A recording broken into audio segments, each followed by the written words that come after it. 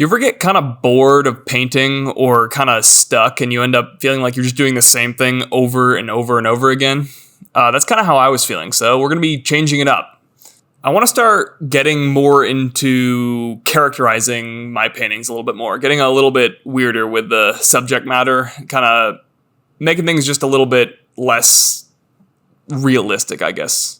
And of course, that is going to start exactly how everything always starts, and that is from the ground up.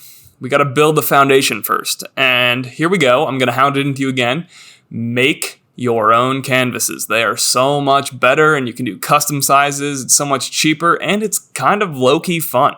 We are going back to tradition with this one, and we're going to be using rabbit skin glue. I've been having a lot of issues with the modern substitutes of rabbit skin glue as they don't tighten the canvas. As it dries, they tend to loosen it. Especially for larger paintings, that makes it an absolute royal pain in the ass trying to get a surface that's drum tight, where rabbit skin glue will kind of just do that all for you.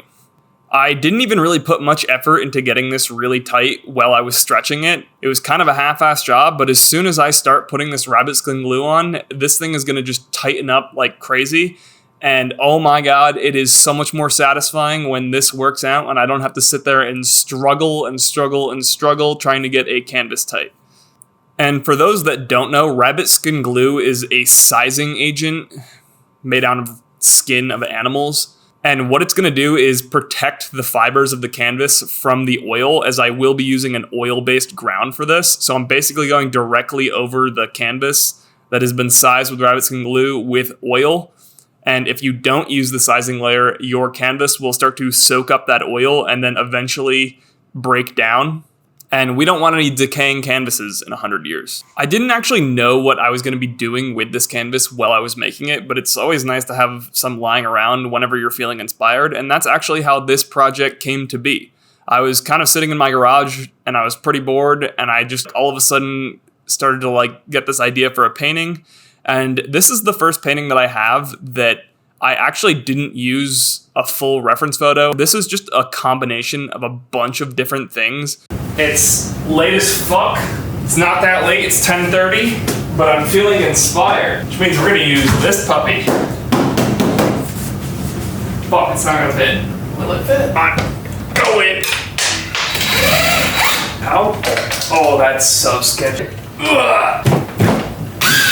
That might come out. It's a problem for another day. Oh wait, did I make this big enough? Nope. Other way.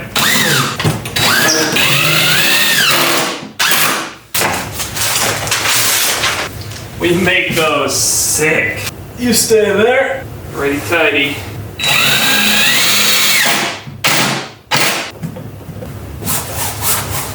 Oh, that's purple. Whatever. That'll work. Oh, that's a cool color. This canvas is like a drum. Honestly, shout out rabbit skin glue. This tape down in here. Why was that so hard? Where the rags at? That'll do.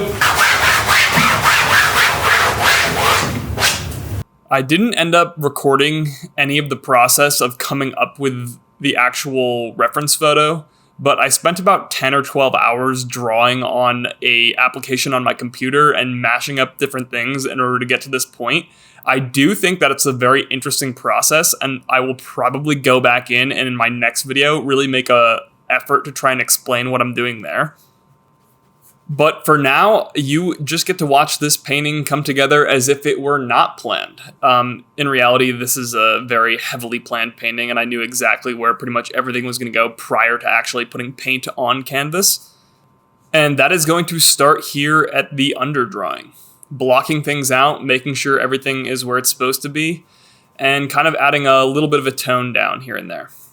I also want to briefly ask your opinion and also kind of go into a little bit of the editing on this video. It was pretty difficult to do, and it's always kind of a struggle trying to make a painting video interesting and not just have it be repetitive over and over and over again. I personally don't really love how time lapses work. Obviously, sometimes it's hard to avoid if you have a section of a painting that you just need to cover really quickly. However, I individually went through this entire library of videos that I had for this painting, and I clipped each individual brushstroke out. So you're pretty much going to see the entirety of this painting come together in the form of every individual brushstroke.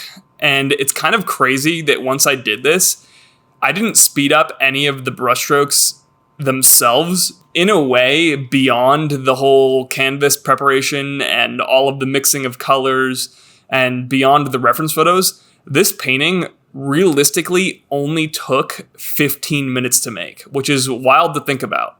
Obviously, there's a lot more thought that goes into it, where there's so much time and space between each of these brushstrokes where I'm thinking about the next one. So obviously it doesn't actually take 12 minutes, but if you mash all the time up together of all of the little brushstrokes that you're making, it's about 20 minutes worth of work, which kind of puts into perspective how large of a painting you can make, and how sometimes just being a bit more confident and trusting that you can fix things later, if you just lay things down fast, you can get some pretty large and impressive paintings done really quickly. Sometimes I'll sit there and I'll make a section of a painting and I'll think, wow, that took hours and hours and hours. And then I'll look back at my video recording or my camera and it'll be like, you just spent 15 minutes doing that. And I'm like, oh, well, maybe I grossly overestimate how long things take and I need to get better at doing that.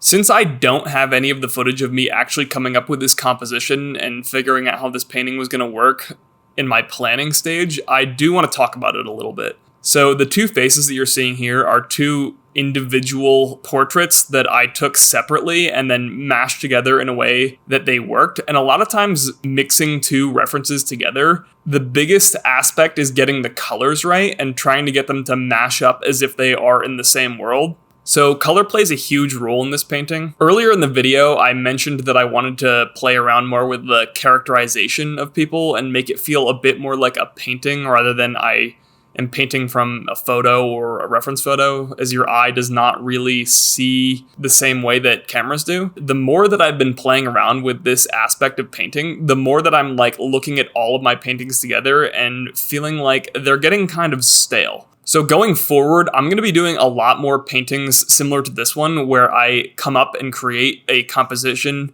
outside of having a reference photo.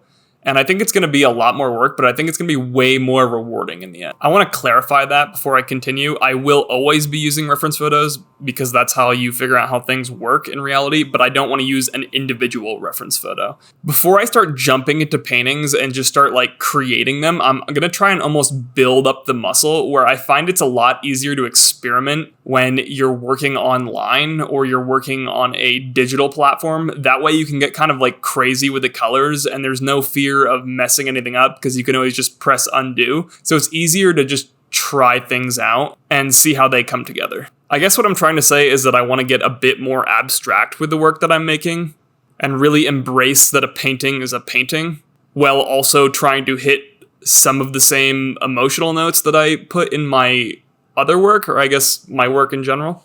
For example, I want my paintings to start to look a bit more like this rather than this. And that's no shade at anyone that does hyper-realistic art. I just don't think that it's something that I want to make personally.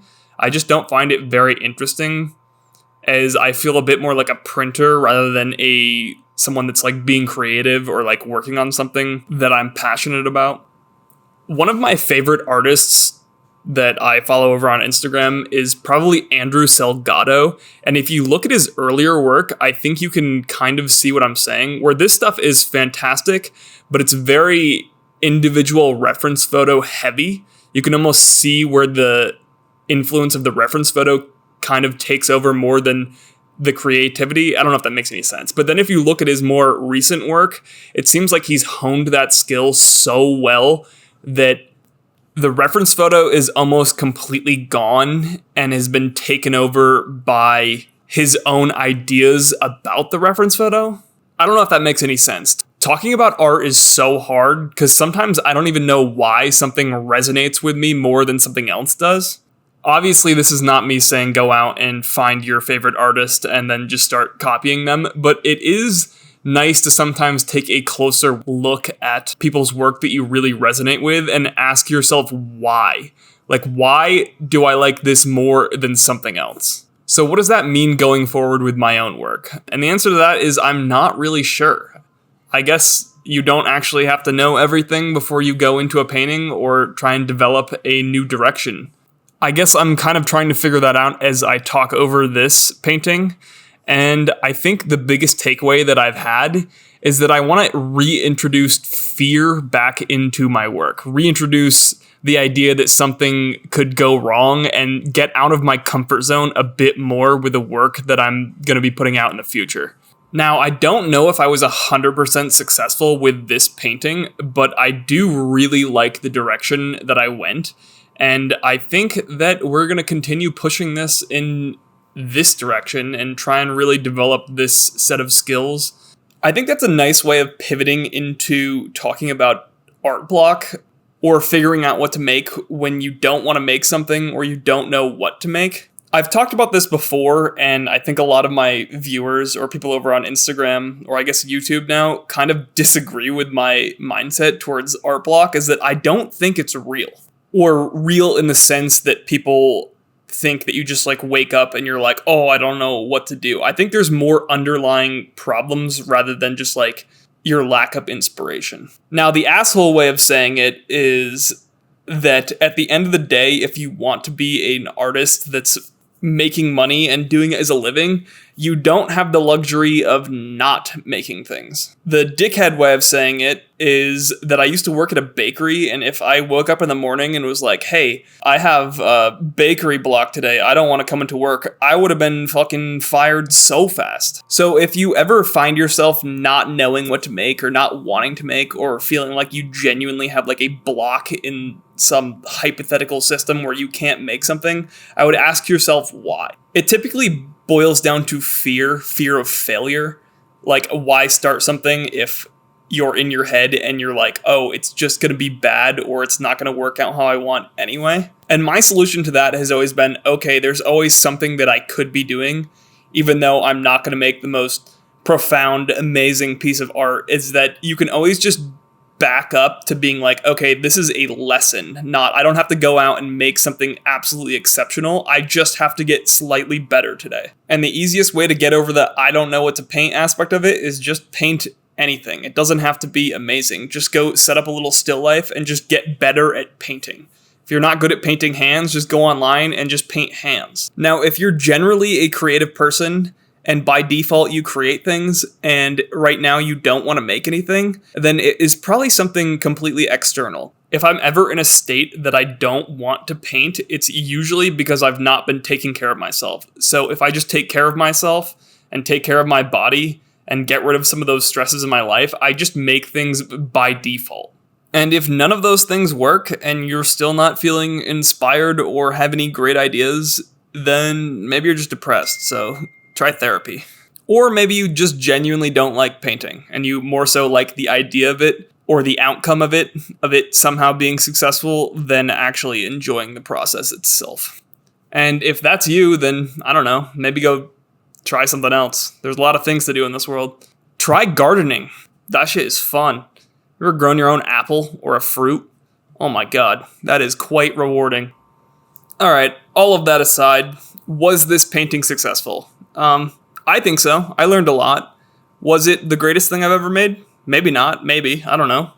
Not for me to decide. In the end, I am going to continue with this direction. And I really enjoyed making this. And I cannot wait to try more of this kind of stylistic approach to painting. And I'm actually really excited to jump back in and make something else, which I think I'm going to go start doing now. So maybe the next video will be out sooner than 3 months, unlike last time. And if you do want to support me in any way, or if you want to buy a painting, I have a bunch of them available on my website. I will have it linked in the description. And here's the final result. So thank you so much for watching this whole video. If you did, maybe let me know your thoughts on some of the topics that I talked about today, because it's always interesting to hear and see other people's opinions about things. So thanks for watching. Peace. Subscribe. Adios.